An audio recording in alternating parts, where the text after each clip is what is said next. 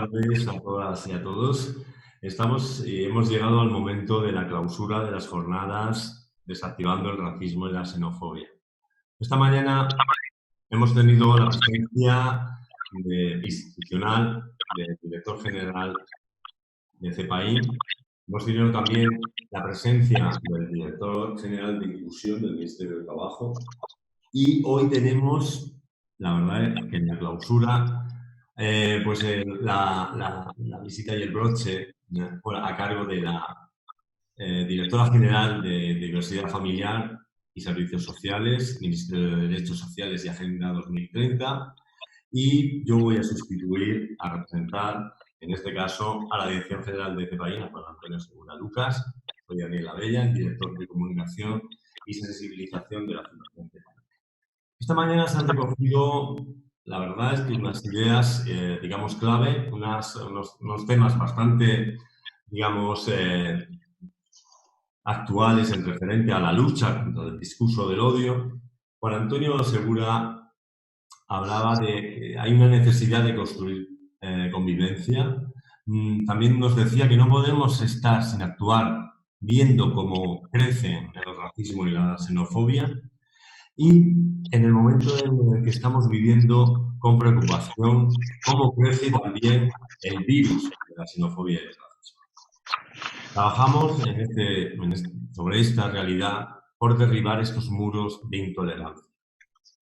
Dorado nos deja el mensaje que es un compromiso compartido por todas las instituciones y la sociedad española. Tenemos que ir trabajando en estos temas y sobre todo en lidiar y en combatir y en prevenir aquella, aquella desinformación de la que tanto estamos hablando y que tanto ahora los medios empiezan a hacerse más conscientes o han puesto luz, como la desinformación es una barrera, no solo es una barrera, es ese virus también que genera la tensión social y el discurso.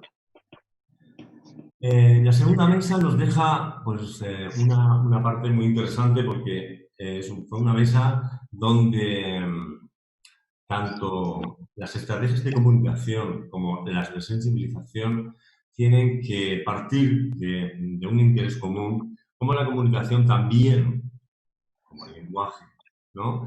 Es responsable de la ética en relación al tratamiento de ciertas realidades que necesitan una atención, sobre todo social, política y sobre todo en los medios de comunicación, y cómo se está manejando en las redes sociales, ¿no? Hablamos de esa información del entretenimiento que realmente, pues tiene el interés de desinformar, de sintetizar una realidad o de frivolizarla o no tener en cuenta ciertos aspectos donde los mensajes son titulares y discursos que fomentan un imaginario colectivo muy negativo.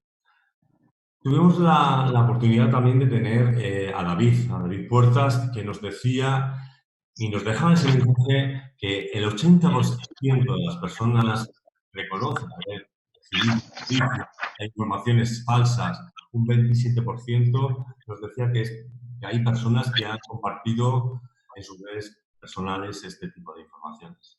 Cuando son temas sobre salud, los influencers pierden autoridad y las personas acuden a medios especializados. La desinformación se amplifica a través de los medios de comunicación, conscientes o inconscientemente. Somos las personas usuarias quienes tenemos que ser conscientes de lo que compartimos. Tenemos que ser responsables de esa información y del daño que hace también este tipo de mensajes, que el objetivo que tienes sobre todo es desinformar. Natalia Monge nos dejó referencia de su proyecto Filorespeto, que pretende impactar en la agenda política y educativa, establecer un nuevo paradigma de comunicación para construir el imaginario colectivo común que corrija o una consigna de erradicar la discriminación. Los periodistas, decía Natalia, no somos conscientes de la narrativa que utilizamos. Sí, las ONGs, y sin ellas, no se podía abordar el discurso del odio. El resto de nuestro trabajo como periodistas le va a servir de mucho si las ONGs, el tercer sector no pone luz en esos tipos de discursos y en las consecuencias de esos discursos. Establecer alianzas y generar encuentros, romper esa barrera, esa herida entre nosotros y nosotras, entre ellos y ellas, y normalizar la diversidad, las migraciones, y empezar a ver la crisis de los valores, revisar aquella desinformación que es un fenómeno. La desinformación no es que no esté organizada, es un fenómeno organizado, ¿no? Como decía Natalia, como un fenómeno global. La mesa de periodistas, que ha sido la tercera esta mañana, poco a poco la preocupación, esto ha salido un tema ahí por parte de Nicolás, de las reacciones por el racismo y la xenofobia, pues va poniendo más atención. Comentaba también en Associated Press que prohibió determinadamente términos porque es así, ¿no? Las relaciones en España son el reflejo de las burbujas, de la desconexión, y ha mejorado mucho aquello que ha dejado muy claro aquello que tiene pendiente los medios de comunicación, asumir que están en un país que no es racista, pero es muy ingenuo el racismo como algo muy en España, como algo muy sistematizado. En la mesa de medios también estuvimos hablando, perdonad, que se asume que estamos en un país que no es nada racista, como he dicho antes, pero es muy ingenuo que el racismo en España se considere que sea algo sistemático. Tenemos que apostar por contar la vida de las personas, dejar a un lado, por ejemplo, los datos de personas que llegan a costas como si fuesen una masa sin forma, que tienen una historia de vida y que también deberían de estar en los medios. Los medios tienden a criminalizar a las personas migrantes y eso influye en el relato que construye la sociedad sobre ellos. Desde los medios se debe, y hay un deber, de copiar las buenas prácticas de otros medios de comunicación que ya tienen una plantilla diversa de profesionales y que han incluido en su código deontológico el tratamiento de la información para favorecer una sociedad más igualitaria. Esto es muy interesante porque en la siguiente mesa, una mesa dedicada a gestionar la diversidad cultural en los entornos profesionales, ha habido 4 experiencias muy interesantes en relación a estos ejemplos de cómo gestionar la diversidad y cómo la gestión de la diversidad en los entornos profesionales empieza a darle coherencia pues, al ámbito profesional. También es más que una coherencia, como decía una de las empresas participantes, también es una construcción de la ética y es una forma de gestionar el éxito también de la inserción de estas personas, incluso del objetivo de las empresas. Por último, hemos tenido el ejemplo de un proyecto que han estado sus participantes con el programa Nosotras. Es un programa que lo lleva el área de acción comunitaria de la Fundación Cepaín en la inserción de mujeres en lo que es el tejido asociativo en barrios. Hemos tenido realmente, Patricia, una jornada bastante enriquecedora, una jornada en la que, como bien sabes, hay una preocupación importante a nivel europeo y a nivel estatal en cómo combatir la desinformación, el daño que está haciendo la desinformación y cómo la desinformación está fomentando también esa tensión social y, sobre todo, el discurso del odio. Te dejo en tus manos este cierre. Muchísimas gracias por asistir, por estar aquí acompañándonos. Muchísimas gracias por apoyar la plataforma Desactiva la Xenofobia y el Racismo. Vamos a tener un año donde vamos a poner mucho foco también en lo mediático, pero también en la sociedad civil. Te doy la palabra, Patricia. Pues muchas gracias, Daniel. Supongo que se me escucha bien, no hay ningún problema técnico ni nada, estamos acostumbrando ya a estas cosas. Bueno, en primer lugar, me gustaría agradecer a la Fundación CEPAIM la invitación. Sé que la clausura siempre es un espacio en el que ya lleváis, sobre todo las personas que estáis de las 10 de la mañana en las jornadas, estáis ya cansadas de escuchar ponencias y ya pesan las horas. Pero bueno, sí que me gustaría, intentaré ser breve, pero sí que me gustaría en primer lugar agradeceros la oportunidad de contar con la Dirección General de Diversidad Familiar y Servicios Sociales en estas jornadas, en las que podamos mostrar una vez más, yo creo que lo tenéis claro, pero nunca está de más repetirlo, podamos mostrar nuestro compromiso, el de la Secretaría de Estado, el de la Dirección General y el del Ministerio en última instancia, con la lucha contra el racismo y la xenofobia, que es, que yo creo, la lucha de todos y todas. Este tema podía en algún momento pensarse que no tiene mucho que ver con los procesos de inclusión, pero creo que sí que es así y creo que además tanto en Europa como aquí cada vez es más evidente que el racismo, la discriminación, la xenofobia es un factor que condiciona muchísimo los procesos de inclusión. Con lo cual yo creo que está plenamente incorporado en la actividad de la Dirección General. Comparto con vosotros, con lo que acabas de decir, que este asunto es uno de los principales retos que tiene actualmente en nuestra sociedad. Garantizar la cohesión social, el bienestar, la garantía de derechos en esta sociedad diversa, que por supuesto que lo queremos, pero aunque no lo quisiéramos, va a seguir siendo diversa. Con lo cual yo creo que lo que tenemos que hacer es ponernos manos a la obra para que sea la mejor sociedad posible para cada una de las personas que vivimos en ella. Creo que la diversidad es algo que va a incrementarse de una forma cada vez más clara y más profunda en nuestra sociedad. Creo que nuestra sociedad también es fruto de mucha diversidad previa a lo largo de nuestra historia y por supuesto que este momento histórico no iba a ser menos. Pero es un gran reto y es un problema complejo, por lo tanto las soluciones no son sencillas, las soluciones son también complejas. Creo que necesitamos para abordar este problema, que creo que lo habéis comentado, una cooperación interdepartamental dentro de las administraciones públicas en todos sus niveles, tanto en la Administración General del Estado como en las comunidades autónomas o las entidades locales y entre los distintos niveles también de la administración. Nuestro sistema de competencias es complejo y también tenemos que gestionarlo para este tipo de medidas, ¿no? Para este tipo de líneas de intervención.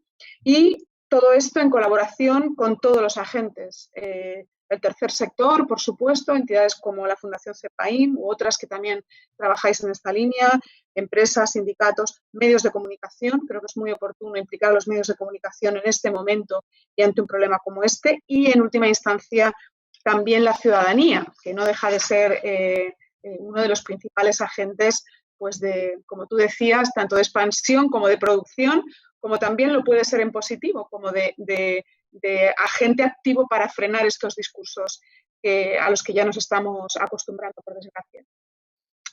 Tampoco podemos permitir que este tipo de actitudes y comportamientos se produzcan.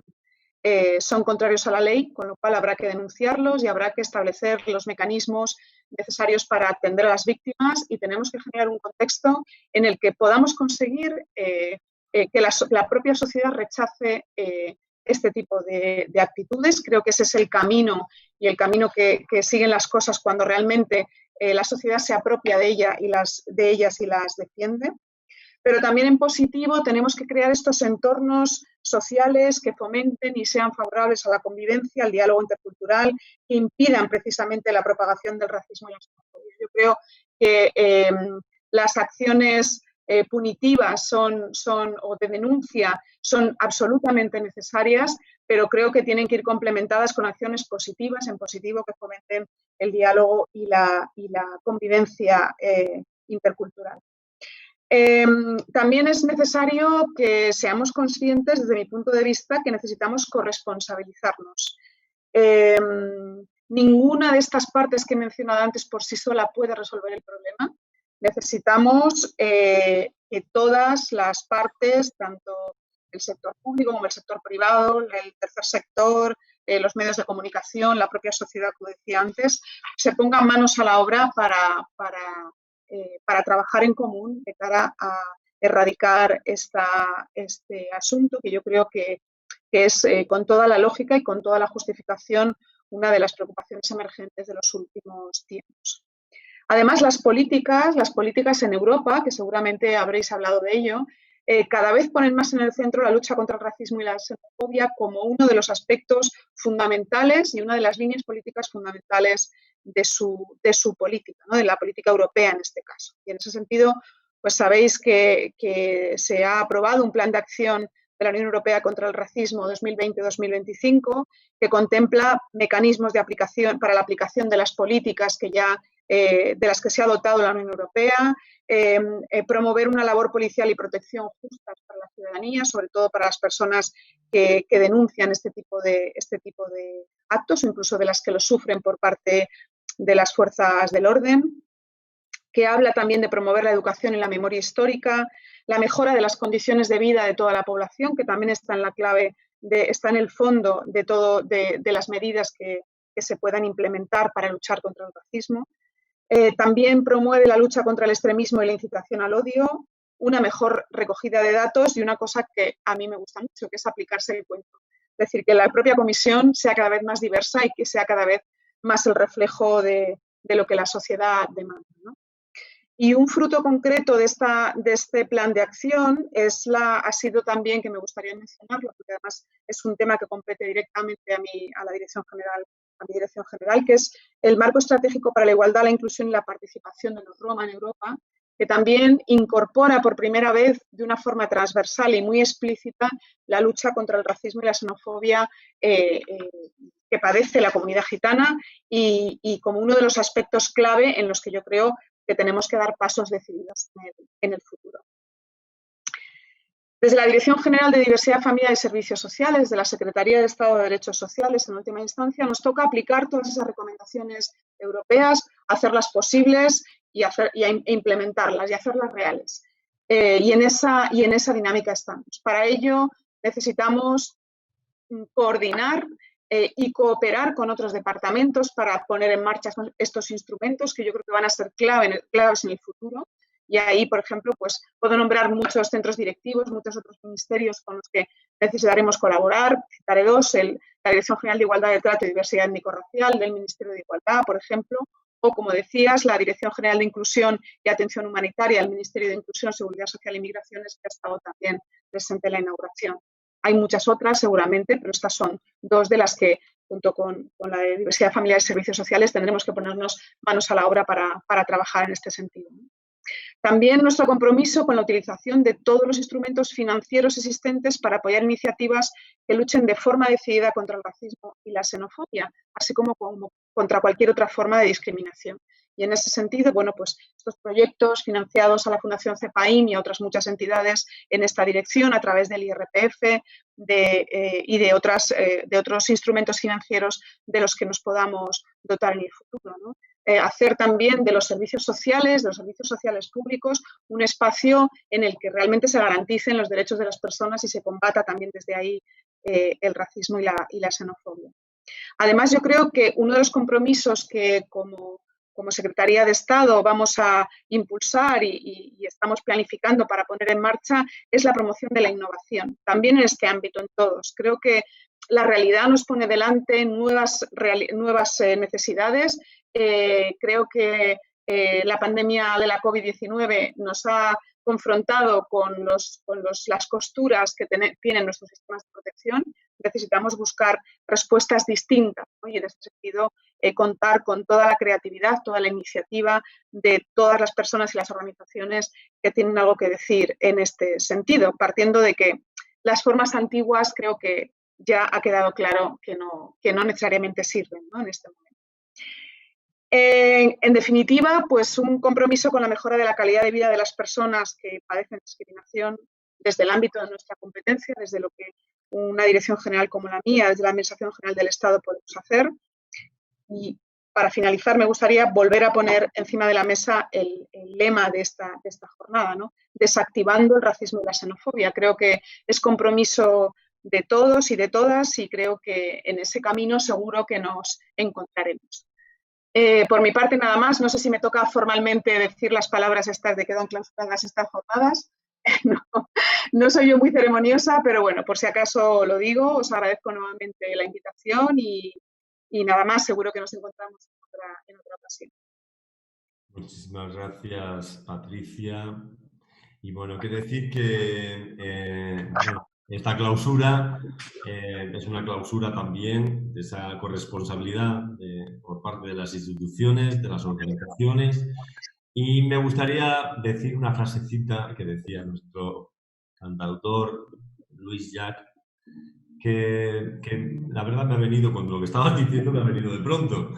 Es una frase de una canción que a mí se me quedó hace muchos años, que dice así: uno es o una es si los demás o las demás pueden ser. Si no, no somos nada.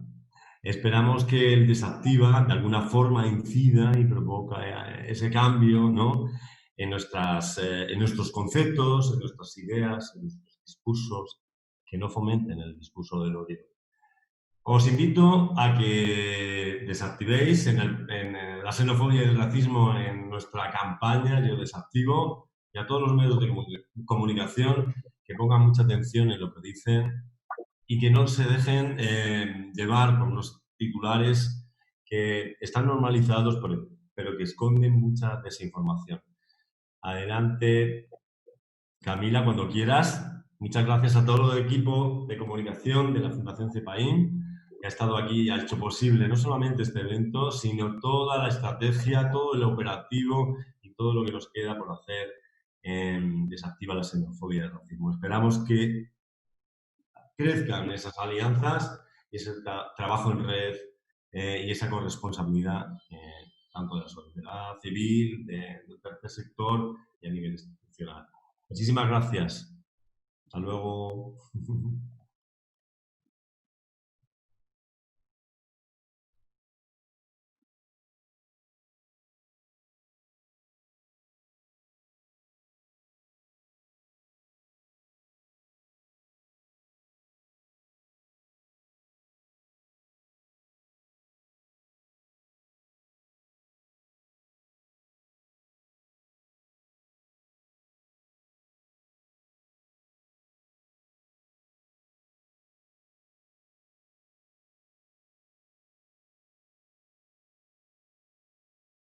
Yo desactivo el racismo y la xenofobia que hay en nuestro país a través del señalamiento de las causas estructurales históricas por las cuales se reproduce el racismo en nuestra sociedad.